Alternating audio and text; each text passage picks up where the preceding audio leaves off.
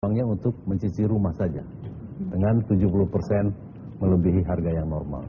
Jadi itu dari sisi itu. Jadi ada pengusaha yang menikmati ini, ada juga pengusaha yang sebetulnya tidak mau tapi terpaksa.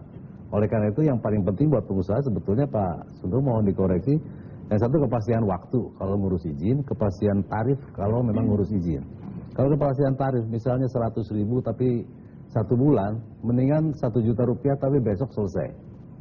Syarat-syaratnya jelas.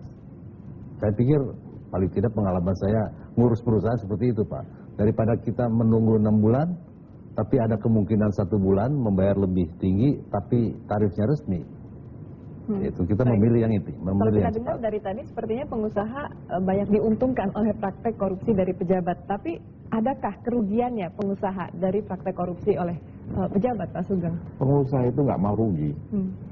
Ketika dia tidak mau rugi, dia kemudian mempengaruhi sehingga policy yang akan dibuat. Seperti misalnya waktu kasusnya ini, itu kasat mata, di depan mata, waktu BPPN.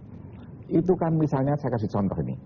Waktu dia beli tanah, taruhlah di daerah mana, Sudirman misalnya, pada waktu dia beli, itu katakan 7 juta per meter, gitu ya. Kalau kurs dolar waktu itu 2000, kan berarti harganya kan 3.000 dolar kurang lebih, atau 3.500 dolar. Tapi ketika dolarnya menjadi 16.000, kan minus, ya kan? Aset dia menjadi minus. Nah, tetapi ketika minus ini sebetulnya dia mau utang kan, utangnya tambah banyak karena minus kan.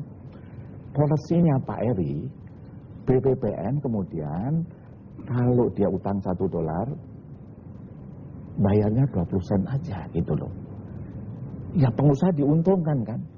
Sudah dulu utangnya di markup sehingga uangnya ditaruh di luar negeri, ketika harus membeli lagi, dia beli sendiri itu perusahaan yang bangkrut itu. Berarti dengan kata lain tidak ada kerugian secara nominal, tapi kerugian moral ini yang dari seorang pengusaha. Saya harus menyampaikan itu karena ini kalau acaranya Pak Anies ini kan to save the nation. Mulai dari pengusaha dulu dah bagian kita itu. Jadi jangan ngomong moral, buka habis itu. How the Indonesian rich itu tipu-tipuannya kayak apa gitu. You open, look at in the open. Kalau mau, gitu loh. Nanti pilihannya Pak Ari membuka yang birokrasinya. Kan Alright. Dan kalau di segmen tadi Mbak Mutia belum dapat kesempatan untuk bicara, tapi nanti di segmen berikutnya kita akan berikan waktu kepada Mbak Mutia untuk bicara karena kita akan membahas abstraksi dari perilaku korupsi dari sisi akademis tentunya ya Mas Anies. Dan pemirsa tetaplah bersama kami di Save Our Nation.